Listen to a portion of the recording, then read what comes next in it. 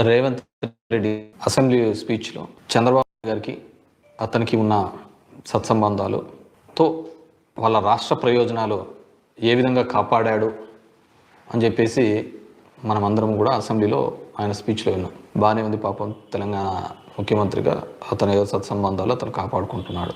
అదేవిధంగా ఆయన గురువైనటువంటి చంద్రబాబు నాయుడు గారు తన దగ్గర ఉన్న శిష్యునితో ఉన్న సత్సంబంధాలతో మన రాష్ట్రానికి కూడా ఏదో విధంగా మేలు చేసి ఉంటే బాగుండేది.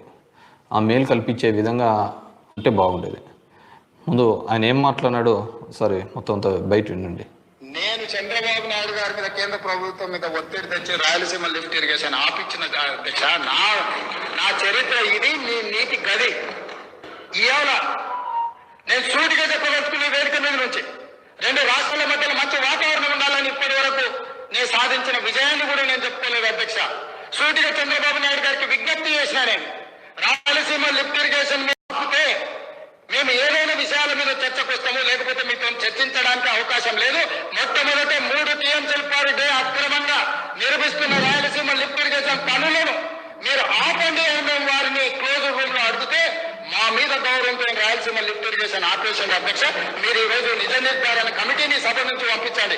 కూనంనేని సాంబశివరావు గారిని, అక్బరుద్దీన్ ఓవైసీ గారిని, బీజేపీ మహేశ్వర్ రెడ్డిని ఎవరిని కమిటీ చేస్తారో, ఇంక్లూడింగ్ మాజీ సాగునీటి పారుదల శాఖ మంత్రులు ఇద్దరున్నారు, చంద్రశేఖరరావు, హరీష్ రావు. వాళ్ళిద్దరు నాయకత్వాన్ని ఎవరినొకరిని పెట్టి రాయలసీమ లిఫ్ట్ ఇరిగేషన్ పనులు ఆగినాయా లేదా, ఉత్తమ్ కుమార్ రెడ్డి గారు మంత్రి అయిన తర్వాత కాంగ్రెస్ అధికారంలోకి వచ్చిన తర్వాత ఆగిన వాళ్ళ నిజ నిర్ధారణ కమిటీ పంపించండి అధ్యక్ష.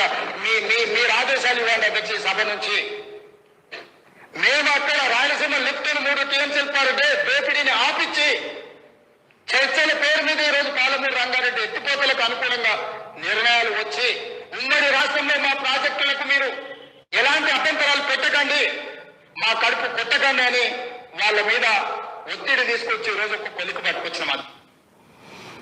ఆయన నల్లమల పులి తెలంగాణ ముఖ్యమంత్రి కాబట్టి సరే మహబూబ్ నగర్కి వాళ్ళ మంచి చెడుల కోసం ఆయన ఏదో కొట్లన్నాడు. మళ్ళీ నీకేమైందా, ఈ ప్రాంతంలో పుట్టినవని, ఈ ప్రాంతం వాసిగా, రాయలసీమ ప్రాంతం వాసిగా ఇది ఏంది నాకు అర్థం కావటంలో. మీకున్న రిలేషన్స్తో ఈ రాష్ట్రాన్ని ఇప్పటికే సగం నాకిచ్చినారు, సగం దరిద్రం పట్టించినారు.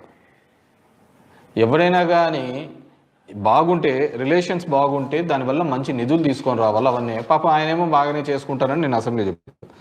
సో అందరూ రాయలసీమ ద్రోహి, తెలుగుదేశం పార్టీ, చంద్రబాబు నాయుడు అంటాడు. ఆయనే ఇది మొదటిసారా? ఆయన ముఖ్యమంత్రిగా ఉన్నప్పుడు ఆల్మట్టి ఎత్తు పెంచుతున్నప్పుడు మనం మాట్లాడలేదు. ఆ రోజు బీజేపీతోనే ఉన్నాడు, ఇప్పుడు ఆల్మట్టి పెంచుతున్నాడు. అయినా కానీ మాట్లాడలేని పరిస్థితుల్లో ఉన్నాడు. ఒక కాంగ్రెస్ ముఖ్యమంత్రి ఎంత నీట్గా చెప్తున్నాడు, నీతో సంబంధం లేని అతను, నీ కేవలం శిష్యుడు కానీ, నీ కింద నీ అనుచరుడు గానో, లేకుంటే నీతో పాటు పనిచేసిన వ్యక్తిగానో ఆయన ఇంత మాటలు చెప్తుంటే ఏంది నాకు అర్థమే కావట్లే. అసలు ఏంది ఈ రాయలసీమ ఎత్తిపోతల పథకం ఎందుకు జగన్మోహన్ రెడ్డి గారు తీసుకొని రావడం జరిగింది? వీటన్నిటిని కూడా జనాలు, మనము రాయలసీమ వాసులుగా మనం కూడా తెలుసుకోవాలా, ఆలోచించుకోవాలా. ఎక్కడ ఇది బీజం పడింది, ఎందుకు ఈ బీజం పడిందని.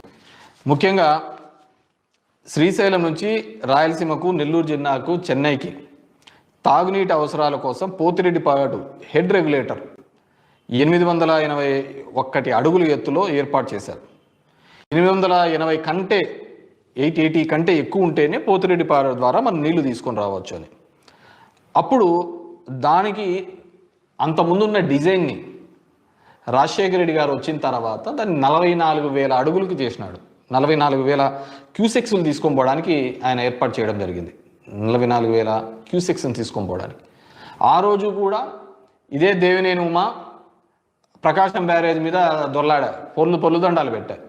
నేను చెప్తున్నా వాళ్ళ పార్టీ యొక్క స్టాండ్. ఇక్కడ ఒక మాట, అక్కడ ఒక మాట, 2 కళ్ళ సిద్ధాంతము, ఇవన్నీ ఎవరిని మోసం చేయడానికి. ఆ రోజు కూడా దేవినేని ఉమా అక్కడ చేసినాడు, మాకంతా ఇబ్బంది జరుగుతుంది అని చెప్పేసి. అయినా రాజశేఖర రెడ్డి గారు ఏమాత్రం ఇది తగ్గకుండా ఆ కార్యక్రమం చేయడం జరిగింది.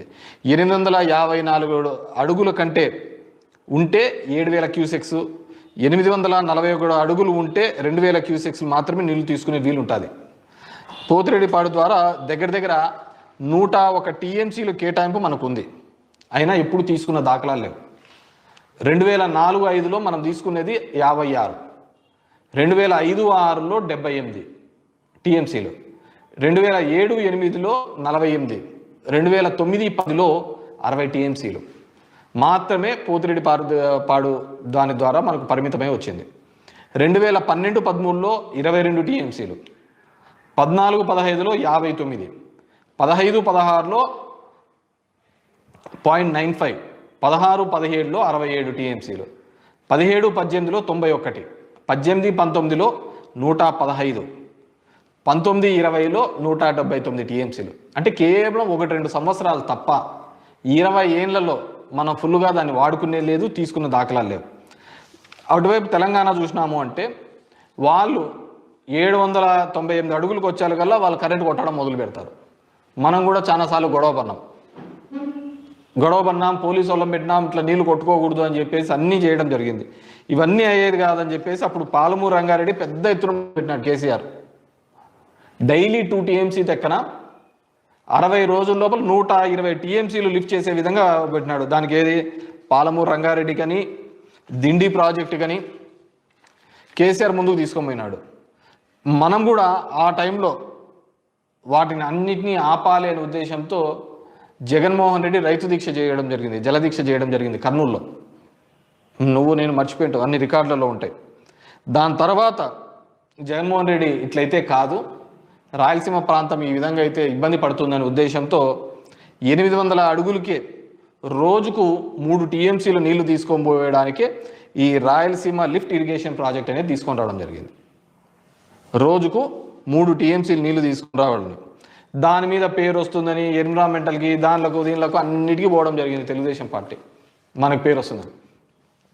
అయినా కానీ ఒక సైడ్ ఎన్విరాన్మెంటల్కి మన పని క్లియరెన్స్ దానిలకు మనం ఒక సైడ్ ఆ పని అఫీషియల్ వర్క్ చేస్తున్నా కానీ డ్రింకింగ్ వాటర్ కానీ ఇప్పటికే దగ్గర 795 కోట్ల రూపాయలు దానికి సంబంధించిన ప్రాజెక్టు పనులు కూడా చేయడం జరిగింది. ఎందుకంటే ఇప్పుడు చూసినాం అనుకో, రాజశేఖర రెడ్డి పోలవరం మొదలు పెట్టేటప్పుడు కూడా ఎన్విరాన్మెంటల్ క్లియరెన్స్ లేవు. అయినా కానీ ఏదో ఒక చోట ఎవరో ఒకరు ఈ పనిని మొదలు పెట్టాలి అనే ఉద్దేశంతో పోలవరం పనులు మొదలు పెట్టడం జరిగింది. పోలవరం పనులు మొదలుపెట్టి రైట్ కెనాల్ ఈరోజు వాళ్ళు ఏదైతే పట్టిసీమ అని చెప్పుకుంటున్నారో ఆ పట్టిసీమ దానిలకు రైట్ కెనాల్ మొదలు పెట్టించినది ఎవరు? రాజశేఖర రెడ్డి కదా. దానికి కూడా నువ్వు అడ్డం పడుతుంది 5-6 మందితో, కొంతమంది రైతులతో ఏపిస్తుంది. దాని తర్వాత నీ గవర్నమెంట్ వచ్చిన తర్వాత ఆ రైతులు 50 లక్షల కాంపెన్సేషన్ ఇప్పిస్తుంది. ఎవరు? ఇరిగేషన్ అంటేనే రాజశేఖర రెడ్డి గారు వైఎస్ఆర్ కుటుంబంలో ఉన్నప్పుడే 2004 ముందు చూడండి కేటాయింపులు ఎన్ని ఉన్నాయో, ఇప్పుడు చూడండి కేటాయింపులు ఎన్ని ఉన్నాయని. ఆ రోజు పోలవరం కూడా ఇదే సమస్య ఉంటే ఎన్విరాన్మెంటల్ క్లియరెన్స్ ఉంటే మొదలుపెట్టి ఈ పనులు అవి జరుగుతుంటే ఈరోజు జరుగుతుంది ఎన్విరాన్మెంటల్ క్లియరెన్స్. ఈరోజు ఎవరు గవర్నమెంట్లో ఉన్నారు? రాయలసీమకి ఒకవేళ లిఫ్ట్కు లేదనుకోండి ఎన్విరాన్మెంటల్ క్లియరెన్స్, మీరు తెప్పించుకోండి. మేము మొదలు పెట్టాం కదా, స్టార్ట్ చేశాం కదా. Development is a continuous process. అది వదిలిపెట్టినారు మీరు. ఈ విధంగా కంప్లీట్గా కూడా రాయలసీమ ద్రోహనో దీనిలోనో ఇప్పుడు ఈ విధమైన అసమానతలు క్రియేట్ చేయడం వల్లనే కదా ఈ ప్రాంతంలో ఇబ్బంది పడుతున్నది. ఆ రోజులు అంటే కొంతమంది ఉండేవాళ్ళు, మైసూరాడి మామ, ఎంవి రమణారెడ్డి, కొంతమంది ఉంటే అనంతపురం జిల్లాలో ఉన్న వాళ్ళు, కొంతమంది పాదయాత్రలు చేసినారు ఇదే విధంగా రాయలసీమకు సంబంధించి. ఇప్పుడు అంతా ఆ సీన్ ఎంత ఏం కనపడటంలే మనకంతా ఎందుకు కనపడుతుంది? ఇప్పుడు పొద్దున్న లేచిన నుంచి కూడా ఒకటే దీనిలో ఏది పెద్ద ఇంపార్టెంట్ ప్రాజెక్టే? అనసూయ, అన్వేషు, శివాజీ. ఇవి తప్ప మనకి ఏదైనా కనపడతా అంటేనే కదా. ఏందో నాకు అర్థమే కావటంలే. ఎవడని లిఫ్ట్ ప్రాజెక్టులు చేస్తాం, ఇవి చేస్తాం, ఇవి కాదు. 100 రూపాయలకు మంది వచ్చాందా లేదా? క్వాలిటీ మద్యం దీనిల మీద పడి ఉంటే ఎంత దరిద్రం అంటే రాయలసీమకు సంబంధించి మాకు ఎయిమ్స్ వచ్చింది అనంతపూర్కి, తీసిపోయి అమరావతిలో అని చెప్పి గుంటూరులో పెడుతుంది. ఈ గుంటూరులో కార్పొరేట్ లేదా, ఎక్కడ వెనకబడి జిల్లాల్లో పెట్టింటేది కదా. ఈరోజు హైకోర్టు వచ్చిండే కర్నూలులో, తీసబోతుంది. బ్యాంకింగ్ సెక్టార్స్, రీజనల్ బ్యాంక్స్ అన్నీ ఉంటే, కెనరా బ్యాంకు ఇవన్నీ ఉంటే కడప నుంచి తీసేస్తుంది, లా యూనివర్సిటీ తీసేస్తుంది, హైకోర్టు తీసేస్తుంది. ఈరోజు వచ్చే డ్రింకింగ్ వాటర్ని తాగే నీళ్ళకు ఇబ్బంది పెడుతుంది. ఇక్కడ చూస్తావా మా హంద్రీ కాలంలో లైనింగ్ చేస్తుంది. పోయి చూడుపా పక్కన బోర్లన్నీ ఎట్లా ఎత్తిపోయినాయో. అంతకుముందు పుష్కలంగా ఉన్న బోర్లు ఈరోజు బోర్లలో నీళ్ళు లేని పరిస్థితి. లైనింగ్ చేయించినారంతా, కుప్పం తీసుకోవాలంట అని మొత్తం లైనింగ్ చేయించినారు. ఏంటిది? ఎక్కడికి పోతున్నాం? మనం మాట్లాడాల్సిన అవసరం లే. తెలుగుదేశం పార్టీకి ఒకటే, ఆవకాయ అమరావతి. ఇది తప్ప వేరేది పట్టటంలే. ఎవడైనా మాట్లాడిచ్చేది, చెప్పేది, పాడు పరదేశి ఏందిలే. సాయంత్రం అయితేనే 100 రూపాయలు క్వాలిటీ మందు దొరికిందా లేదా, అది దొరికితే చాలు. ఎంత దరిద్రానికంటే అంత దరిద్రానికి. ఇదే అమరావతి మీద ఇంకో దాని మీద చేస్తే గింజుకొని హైకోర్టులకు, సుప్రీంకోర్టులకు, అన్ని చోట్లకు తిరగవా? దీనివల్లనే కదా ప్రాంతీయ అసమానతలు వచ్చేది. కేసీఆర్ అప్పుడు ఈ విధంగానే కదా. తెలంగాణ ఉద్యమం ఎప్పటి నుంచో ఉంది, కానీ తెలంగాణ ఉద్యమాన్ని గట్టిగా చేపట్టినది ఏంది? ఈ ప్రాంతీయ అసమానతలు ఉన్నాయనే కదా.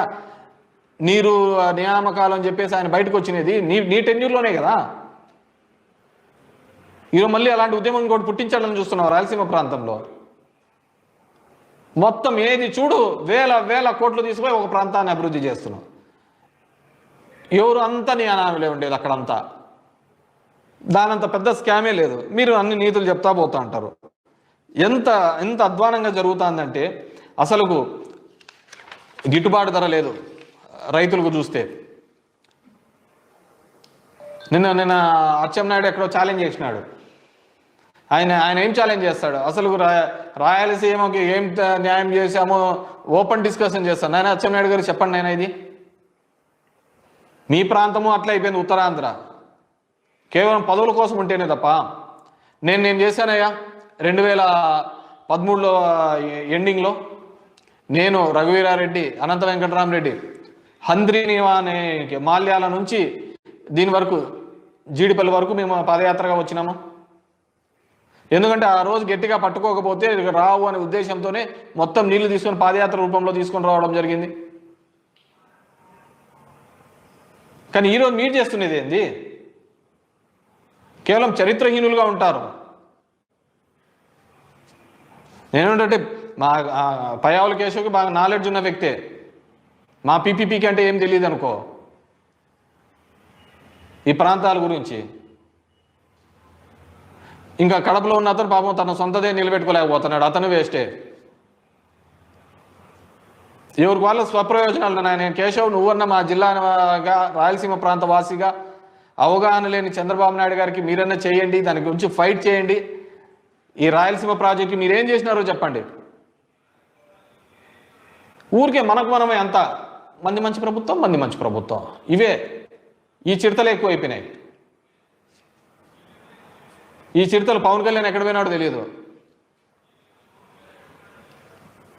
అందరినీ ఒకటే దాంట్లో కలిపేస్తున్నాడు. మనమంటూ ఒకటి బతికుంటేనే కదా మనం నమ్మిన విశ్వాసాలు మనం అన్నీ ఉండేది. ఆ విశ్వాసాలు పోయినట్టు మనల్నే చచ్చిపోయిన తర్వాత నేను బాగా రాసి పెట్టుకోండి. ఈరోజు చెప్తున్నా, రాబోయే సంవత్సరంన్నరలో సగం ఊర్లు ఖాళీ అయిపోతాయి.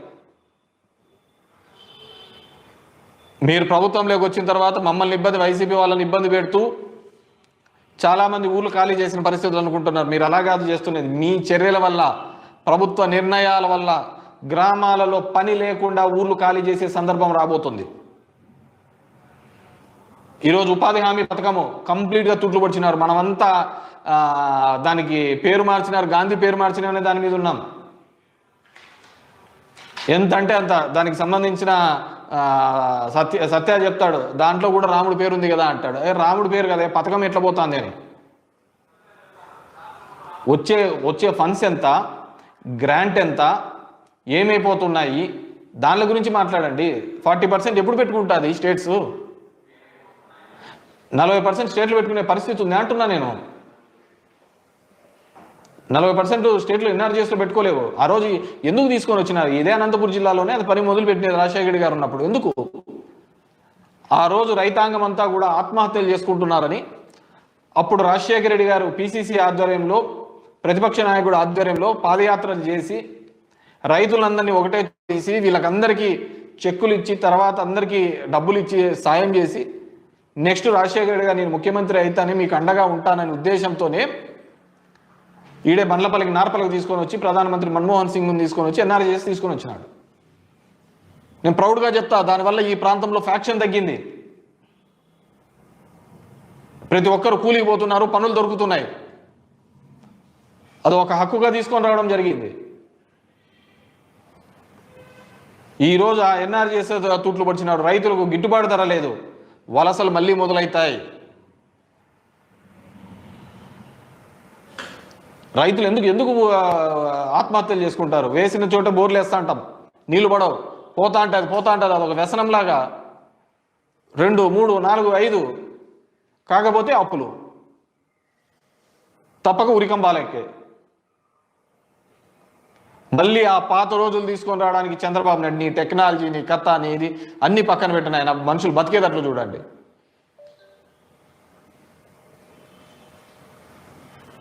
కేవలం ఆ పేరు మార్చినారని చెప్పి దాని మీద డైవర్ట్ చేసి అందరూ దాని మీద కొట్లాడుతున్నాం. అసలు నిర్వీర్యం అయిపోయింది. అదేవిధంగా ఈరోజు చంద్రబాబు నాయుడు చేసుకున్న చర్యల వల్ల ఖచ్చితంగా రాయలసీమ ప్రాంతంలో మళ్ళీ కూడా అదే కరువు ఛాయలు కనపడే ప్రమాదం ఉంది.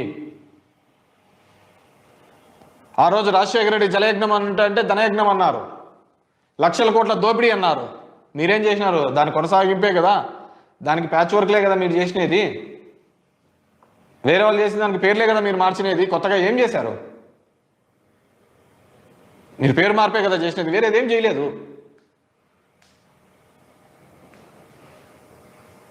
ఈరోజు కూడా రాయలసీమలో ఉన్న జనము, ప్రజలు, విద్యార్థులు, అదేవిధంగా మేధావులు, ఇంటలెక్చువల్ ఫోరమ్స్, మిగతా పార్టీలు, కమ్యూనిస్టులు మీరందరూ మాట్లాడాల్సిన అవసరం ఉంది. లేదు మన అంత అవసరం లేదు, ఎందుకంటే మనం చూసినాం, మన ఎలక్షన్లో చూసినాం. స్కూల్ విద్యా వైద్యం బాగుండాలనే జగన్మోహన్ రెడ్డి చేస్తా అంటే లేదు, మనకు మంచి మందుగాలం కొట్లాడిన వాళ్ళం. రోజు డిబేట్లలో చూస్తుంటే ఒకటే డిస్కషన్ వచ్చింది. అన్వేష్ ఏం మాట్లాడినాడు, అనసూయ ఏం బట్టలు వేసుకుంది, దీని మీదే ఉంది డిస్కషన్ అంతా. ఎవడు మాట్లాడుతున్నాడు? ఖచ్చితంగా మళ్ళీ ఇది ఒక ప్రాంతీయ అసమానతలను క్రియేట్ చేయడానికి మీరు మళ్ళీ ఇంకో విధంగా ప్రయత్నం చేస్తున్నట్టే ఉంది చంద్రబాబు నాయుడు. ఎవరికీ లేనంత అవకాశం 4 సార్లు వచ్చింది జగన్మోహన్ రెడ్డి. ఒక్కసారితో మీ 4 టర్ములు మీరు కంపేర్ చేసుకొని చూడండి. జగన్మోహన్ రెడ్డి ఉన్న 5 సంవత్సరాలు, 2 సంవత్సరాలు కోవిడ్ ఉన్నా కానీ 5 సంవత్సరాలతో మీ 4 సంవత్సరాలు కంపేర్ చేసుకొని చూడండి. మీ 4 టర్ములు 95లో ఎక్కినప్పటి నుంచి కూడా 2004 దిగిపోయినారు, మళ్ళీ 2014లో ఎక్కినారు, మళ్ళీ ఇప్పుడు ఉన్నారు. ఏం చేసినారు? ఈరోజు వచ్చిన ఎయిర్పోర్ట్ భోగాపురం కూడా జగన్మోహన్ రెడ్డి మొదలు పెట్టించినది. అన్ని ఊరికే జంబక్కే. మొన్నగా అద్దో ఇండిగో అంతా కూడా వార్ రూమ్లో లోకేష్ డిస్కషన్ చేస్తానట్టు అని అంటారు. వార్ రూమ్లో లోకేష్ డిస్కషన్ చేసినాడు. ఎవరు ఉమెన్స్ ట్రోఫీకి లోకేష్ ఇన్స్పిరేషను. నేను ఈ మధ్య ఒకటి రీల్ చూసా, ట్రెండ్. ఒక ఆమె పాడుతూ ఉంటుంది, శశి గారు ఒక లైక్ కొట్టండి ఇది అని కొడతా అంటే వెనకలోడు వాళ్ళ భర్త అంటాడు. అట్లా తయారైంది మా ఈ పచ్చ మీడియా ఛానల్లో. అసలు ఏంది ఉండదు, వీళ్ళు పుచ్చుకోరేది చిడతలు కొడతా ఉంటారు. అక్కడ వాని కష్టము చూడలేకపోతాను, మగుని కష్టము, వీళ్ళ ఇబ్బంది చూడలేకపోతాను. పచ్చ మీడియా ఛానల్ అది. ఆమె వార్త అంటే ఒకటి చూడండి అంటే అంటుంది ఆమె. మీరు చూసింటారు. అట్లా తయారైంది వీళ్ళది. లోకేష్ని ఎత్తి ఇవన్నీ కాదు, నువ్వు నాయకునిగా నీవు చేసే పనులే నిన్ను నాయకునిగా నిలబెడతాయి. దానికి వీళ్ళు అంతా డప్పు కొట్టాల్సిన, చిడతలు కొట్టాల్సిన అవసరం లేదు. నువ్వే పని చేసినా వాళ్ళే నిలబెడతారు. మీ టీవీ5 సాంబా, వెంకటకృష్ణ వీళ్ళందరూ కూడా లేని ఎలివేషన్స్ ఎందుకు? ఇప్పటికీ నిజం మాట్లాడలేని పరిస్థితుల్లో ఉంటే రాయలసీమలోని కూటమి వాళ్ళు మాకంతా వచ్చినది 4-6 వచ్చినాయి. అంతకంటే ఏం లేవు.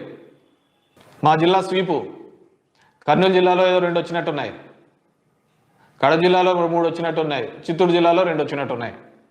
అంతా మీరే. మీ మౌనం ఖచ్చితంగా రాయలసీమకు, తెలుగుదేశం వాళ్ళ మౌనం ఖచ్చితంగా రాయలసీమకు ఒక శాపంలా మారబోతుంది. నేను చెప్పలే, రేవంత్ చెప్పినాడు. ఈరోజు మీ సీఎం ఆఫీస్లో ఇచ్చినాడు ఒక ప్రెస్ నోటు, అలాంటివి ఏం జరగలేదు అన్నాం, నిలబడలేదు అన్నాం. మరి పని జరిగే చోటికి పోండి, పని జరుగుతుంది ఆయన అంటున్నాడు కదా. హరీష్ రావుని రమ్మని, సిపిఐ నుంచి సాంబశివరావు రమ్మని, అదేవిధంగా బీజేపీ నుంచి మహేష్ రెడ్డిని రమ్మని, మా పార్టీ నుంచి వస్తారు. ఒక అఖిలపక్షం వెళ్ళి చూపిస్తాం నేను ఆడ పనులు నిలబెట్టామని. నువ్వు చూపి, లేదయ్యా ఈ 2 సంవత్సరాల్లో ఇదో ఇక్కడ 500 కోట్లు ఖర్చు పెట్టాము, ఇక్కడ పనులు జరుగుతున్నాయని నువ్వు కూడా అఖిలపక్షం వేసి చూపించండి నాయన. కూటమి నాయకులు పవన్ కళ్యాణ్ గారు ఎక్కడ పోయినారు? మనకు రాష్ట్ర ప్రయోజనాలు తప్ప ఎక్కడెక్కడ కాంట్రవర్సీ చేయాలి అది తప్ప వేరే లేదు. వాళ్ళు నాకు ఇట్లాంటి టైంలో వస్తాడే ఆయన. చంద్రబాబు కొద్ది సమస్య ఉంటే ఆయన రావాలా ఎక్కడో చోట, ఏదో ఒకటి ఇష్యూ. ఏమంటే నాకు గోవిందరాజు స్వామిలో పాపం మంది ఎక్కినాడు ఆయన, నాకు 90 ml కావాలని. మాకు 90 ml వేసుకుని దిగుతాడని అంత పవిత్రంగా ఉన్నాను ఆయన ఇల్లు. ఇంతకంటే దౌర్భాగ్యమైన పరిస్థితి లేదు. నేను మొదటి నుంచి చెప్తున్నా, ఈ ప్రాంతవాసిగా ఇక్కడికి నష్టం చేకూర్చడంలో చంద్రబాబు నాయుడు ముందున్నాడు. ఆయనకు అమరావతిలో తనకు నమ్ముకున్న వాళ్లకు మాత్రమే అక్కడ చేపించే తప్ప ఏంది లేదు.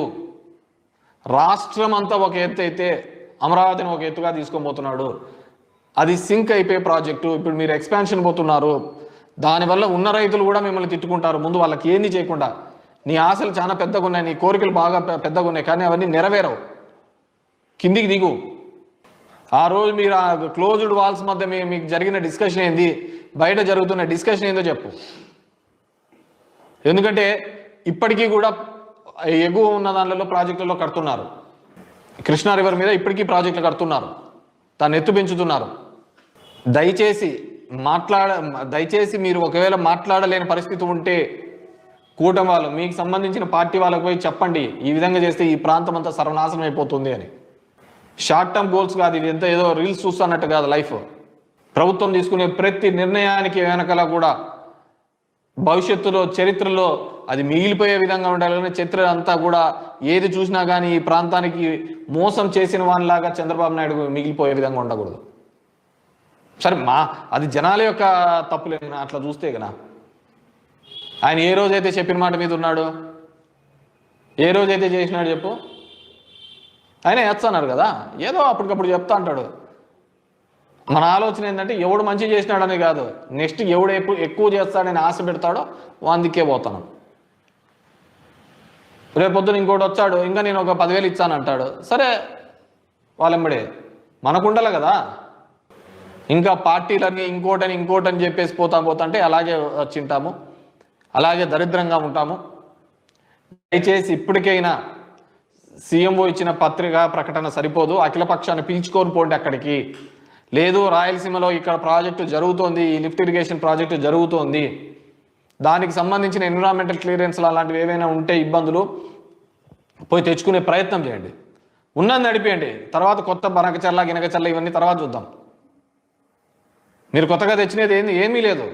రాజశేఖర్ గారు గతంలో చేసిన దానిలోకే ప్యాచ్ వర్క్లే చేశారు. మీరు చెప్పుకునేదంతా మీ లైఫ్ అంతా కూడా ఎవరో చెప్పిన దానిలోకి మీరు రంగులు వేసుకోవడం తప్ప వేరేది ఏంది లేదు. బంగారం లాంటి మెడికల్ కాలేజీలు పోగొడతాడయ్యా. 70% రాయలసీమలోనే ఉన్నాయి, 70% రాయలసీమలో ఉన్నాయి, పైన ఏం లేవు. నాకు తెలిసి బాపట్ల అట్లా 1-2 ఏమో ఉన్నట్టున్నాయి, కానీ 70% రాయలసీమలో ఉన్నాయి. ఉన్న అమరావతి ఎత్తా పోతావు, ఇక్కడ ఫ్రీగా మెడికల్ దాంట్లోకి రావాల్సిన మెడికల్ కాలేజీలు ప్రభుత్వం మెడికల్ కాలేజ్ పీపీపీపీ అంటావు. మళ్ళీ దానికి కేంద్రం ఇచ్చింది, కేంద్రం ఇస్తే ఇంకో 10 తీసుకొని రా. ఈ 17 గవర్నమెంట్ ఉంది, కేంద్రం ఇచ్చింటే ఇంకో 10 తీసుకొని వచ్చి పీపీపీలో పెట్టు. ఇది వీటికి వదిలే. చూడండి మొత్తం అన్నీ చూడండి. ఇక్కడ పెనుగొండ కావచ్చు, పులివెందులు కావచ్చు, మదనపల్లి కావచ్చు, ఆదోని కావచ్చు, నంద్యాల కావచ్చు, అన్ని రాయలసీమ ప్రాంతంలోనే. మొదటి నుంచి వెనుకబడి ఉన్న ప్రాంతం. పోయి చూడండి అనంతపురంలో ఏ విధంగా కనపడతారో. బెంగళూరులో పోతే పనిచేసే కాలం అయితే ప్రతి ఒక్కడు మన అనంతపురుడే ఉంటాడు. కేరళకి వెళ్ళి చూడండి. నేను నాకు బాగా గుర్తు, కదిరి నుంచి ముదుగొబ్బ నుంచి అయితే అడుక్కోవడానికి వెళ్తుండ్రి, బెగ్గింగ్ చేస్తాండ్రి. అంత దయనీయమైన పరిస్థితిలో ఉండి ఇప్పుడిప్పుడే కొద్దిగా మేలైన పరిస్థితి వచ్చింది. మళ్ళీ వాటిని నాశనం చేసే పరిస్థితి తీసుకొని రావద్దండి.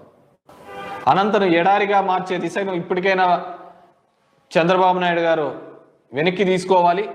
ఖచ్చితంగా ఈ రాయలసీమ లిఫ్ట్ ప్రాజెక్ట్ అనేది ముందుకు తీసుకోవాలని కోరుతున్నాను.